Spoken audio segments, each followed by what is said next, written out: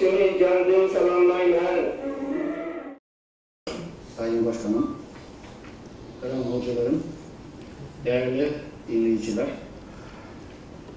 saygılarımla selamımı sunuyorum. Şimdi Doğu Türkistan tarihinde değişik dönemlerde farklı görüşler veya ideolojiler şekillenmiştir. Bu ideolojilere göre veya ideolojinin güttüğü hareketine göre Doğu Türkistan siyasi hayatında çok farklı dönemleri yaşatmıştır. Doğu Türkistan dediğimiz alan bir bölge 1884'ten itibaren Çin'in yani Mancur İmparatorluğu'nun resmi idare bölgesine dönüşmüştür. Doğu Türkistan davası 1884'ten itibaren başlayacak. 34'teki o Cumhuriyet'in reisi olan İngiltere'deki kralına yazdığı mektupta biz 50 senedir Çin'in hakimiyetinin altında kalıyoruz. Demek ki yine 1884'ü gösteriyor. 1944 ve 45'teki Cumhuriyet'inde 49'a kadar devam eden bağımsız hakimiyet olan ve bunun kurucusu olan Alihan Tören'in de ifadesi ettiği gibi 60 yıldan bu yana Çin'in zulüm altındayız. Daha eskilere götürmüyor. Demek ki 1884'ten itibaren bir davanın başladığını, yani toprağını kaybettiğince dava başlıyor. Ve o günden bugüne kadar Doğu Türkistan'ın bütün topraklarında kan dökülmüştür. Yani bu toprak kanıyla beslenmiş bir vaziyette. Bütün bu Doğu Türkistanlılar her çeşit çareyle veya düşünceyle bu toprağını kurtarmak için çabalamıştır. 1933'te Cumhuriyet'in ilan etmesi ve sonunda Sovyetlerin yardımıyla bölgedeki Çin hakimiyetinin desteklemesiyle Shin Shisei hakimiyetini devam ettirmiştir.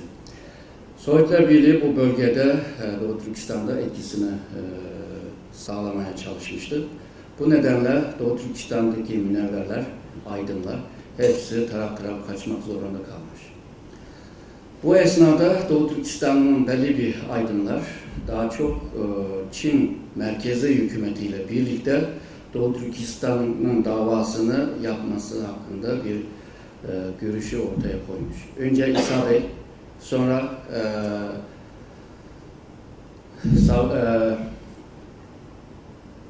Sabir Baykuzi, sonra da en son 43'te Mehmet İmin Buğra'nın merkeze gelmesiyle, Çin yönetimin merkezine gelmesiyle birlikte bunlar üçü de bir muhtariyet, Doğu Türkistan 1884'te bir eyalete dönüşmüştü.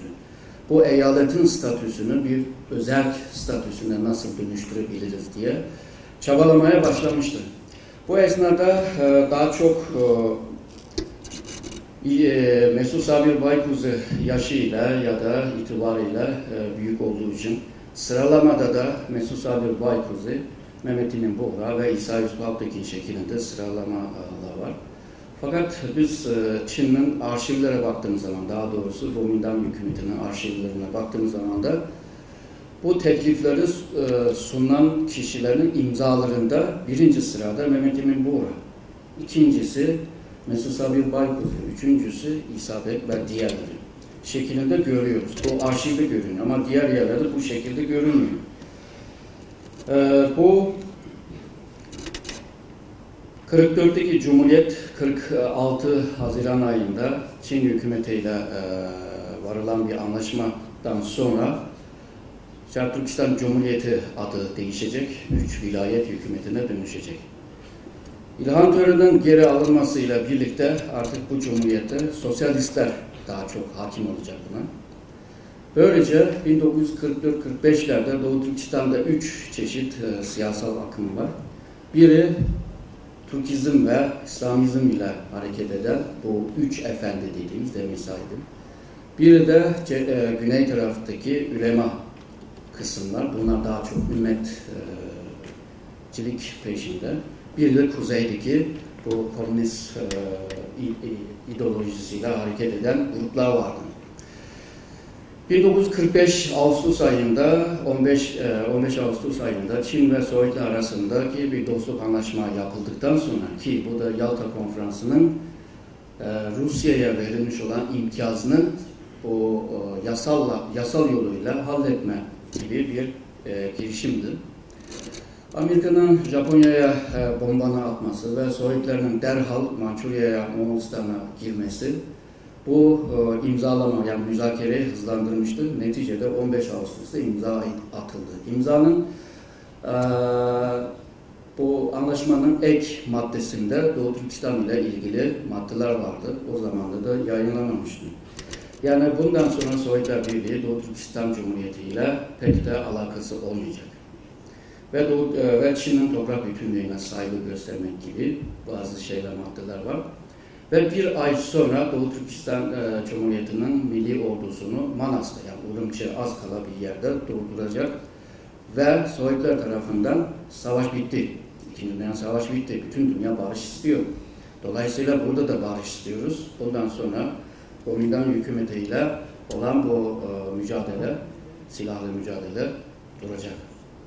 Ve Chiang Kai-shek de güzel konuşmalarda başlattı. Son Yat-sen'in ortaya koyduğu 3 prensip anlayışını da ortaya koyarak bütün Çin'deki milletler eşittir ve bunların hakları savunacaktır. Böylece 3 efendi merkezde olan, bunlarda da ortaya demin bahsettiğim özellik fikrini ortaya koyacak. 1945 Eylül ayında Çin hükümetine Şincan eyaletine bir özellik tanınması gerektiği bir dilekçe sunulacak.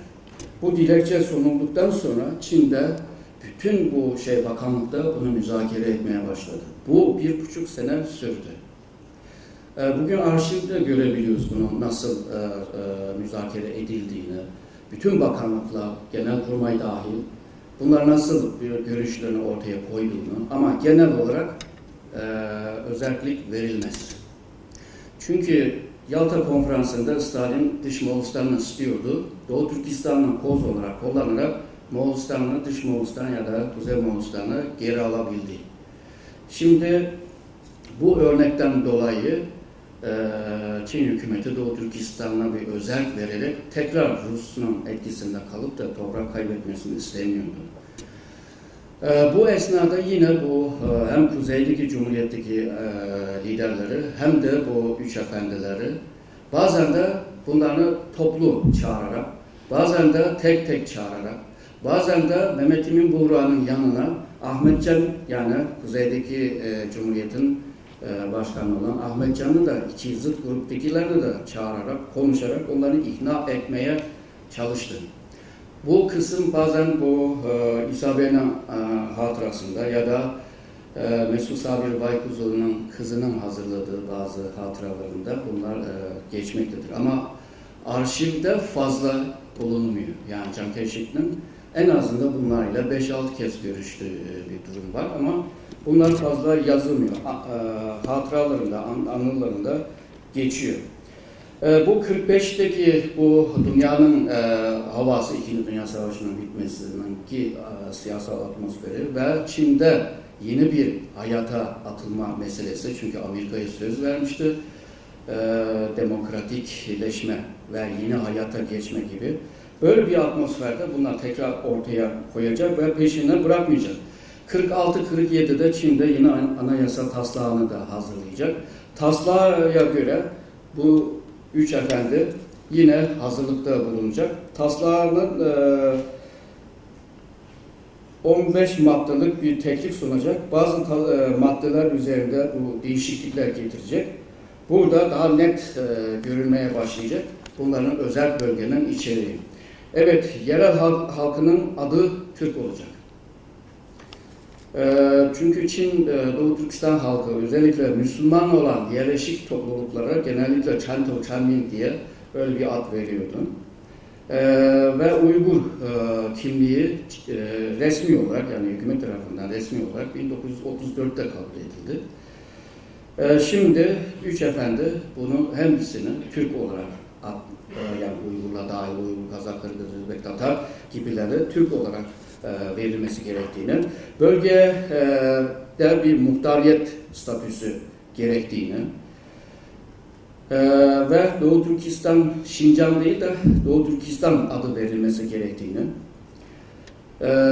Doğu Türkistan halkı da diğer Çin halklar gibi Çin Cumhuriyeti'nin asli kuruculardan yani vatandaş olması gerektiğini, ondan sonra bölgenin dili Uygurca olması gerektiğini, okulda Çince'yi yabancı dil olarak sayılmasını, hatta sınav kağıtlarında da yerel dilinde olması gerektiğini, bütün bu yazışmalar, mevzuatta, ondan sonra afişler, pul yani ve diğer yazılar hepsi yerel dilden olması gerektiğini, bir de Doğu Türkistan'daki yönetimin her kademinde mutlaka yerli halklar olması gerektiğini ifade ediyor. Bunu tabii ki Chiang Kai-shek pek de memnun olmadı. Diğer Çinliler de buna pek de kabul edemedi. Buna karşı Doğu Türkistan'daki diğer milletvekilleri yani Türk kökenli olmayan milletvekillerini de teşvik ederek onların da bazı görüşleri sunması gerektiğini. Bunun içinde daha çok bu bizim şu anda bildiğimiz bu Şiveler yani Mançurların bir kolu olarak biliyoruz. Ondan sonra Dahur, Çinliler ve Müslüman Çinliler, bir de bazı Uygurlar. Bunlar da birlikte bu deminki tekliflere karşı 16 maddelik bir teklif sunacak. Bunların içinde neler var? Örneğin demiryol yapılsın Çin'den Doğu Türkistan'a doğru. Ama Üç Efendi diyor ki yani bu da olsun o zaman Kuzey-Güney de demiryolu olsun. Yani eğer de Doğu Türkistan'ın kalkınmasını düşünüyorsan Kuzey-Güneyli olması lazım. Doğu Batılı değil. Tabii ki Doğu Batılı Çin'in oradaki etkisini sağlaması. Örneğin Çin'in eğitim kuruluşları Doğu Türkistan'da da kurması, şubelerini kurması. Çinlilerin bazı derneklerin şubelerini de Doğu Türkistan'da kurması. Doğu Türkistan'ı daha iyi anlayabilmek için keşif araştırmalar yapılması. Çin yanlısı olan bölge halkını yetiştirmesi. Çin'de bölge öğrencileri yetiştirmesi. Şu anda bahsettiğim şeyler şu an daha Doğu Türkistan'da şu anda yaşanmıyor yani. Daha yeni. Doğu Türkistan'ı yönetebilmek için özel elemanları yetiştirmesi, buradaki özel elemanlar daha çok ulusal birliğini sağlayan, Kuomintang Partisi'ne daha sadık olan kimseler anlamında, yani siyasi yöneticileri yetiştirme, radyo, gazete, film ve benzeri yöntemlerle Çin'in bazı kültürel anlayış falanlarını bölgede yayması, bölgede sanayileri geliştirmesi, çünkü bölgede ekonomik kalkınması olmadan bölgenin istikrarını sağlayamayacağını söylüyor. Sovyetlerle ticaret ilişkisini geliştirmekle Sovyetlerin bu bölgedeki, Doğu Türkistan bölgesindeki emelleri ya da gayri niyetlerini de dengelemek gibi. Bölge coğrafya özelliğine göre özel askeri kuvvetleri eğitilmesi, ondan sonra havaalanının kurulması, karayolların yapılması, bölge halkının tarihi, kültürü, medeniyeti gibi bir takım şeylerle bilimsel araştırmaların yapılması gibi, en sonunda diyor bölgede bazı askeri düzenliler ama sivil olan örgütleri inşa etmesi. Bu bugün Çin'de de, Doğu Türkistan'da hala var. Şu anda bu 16 maddelik teklifler Doğu Türkistan'ın durumuna göre aslında bu üç efendinin taleplerine karşı yapılmıştır. Çin tarafı bu 16 maddelik bu teklifi teşvik etmeye çalıştı. Bunlarda da müzakere edildi. Fakat pek de tutmadı. Çünkü etkisini sağlayamadı. Bu 16 maddelik şeyler bunlardan ibaret. Şuralarda kim imza attıysa orada mühürleri ve parmak izleri var. Bazı Uygurlarda da bunun içinde. Üç efendiler 48'e doğru yine çabasını göstermeye çalışacak. Çünkü 48'de Çin'de yine anayasalar da yapılmış vaziyette. Anayasada belli bir haklarını da savunması gerekiyordu. Ve bu esnada daha farklı bir düzeye yükseltti. Yani bağımsızdan aşağı ve özellikten üstün olan bir statü istiyoruz. Bu statünün içeriği şu: savunma ve dış işleri Çin merkezine bakacak. Diğer her şey Doğu Türkistan hükümeti, yani orada kurulacak hükümeti kendisi çözecek. Bu konuda Mehmet Emin Buğra'nın adı yine burada geçiyor. Teklif sunanlarda bu Emin Bey'in adı da sık geçiyor. Fakat bizim eserlerimizde daha çok Mesut Bey'in notuyla anlaşılıyor bu durum. Şimdi bunu ortaya koyduğu zaman da Çinliler tabii ki bunu kesinlikle kabul edemeyeceğini açıkça bunu ifade etmiş oldu. Evet. Şimdi bunu ortaya koyduğu zaman da Çinliler nasıl bakıyor bu meseleye?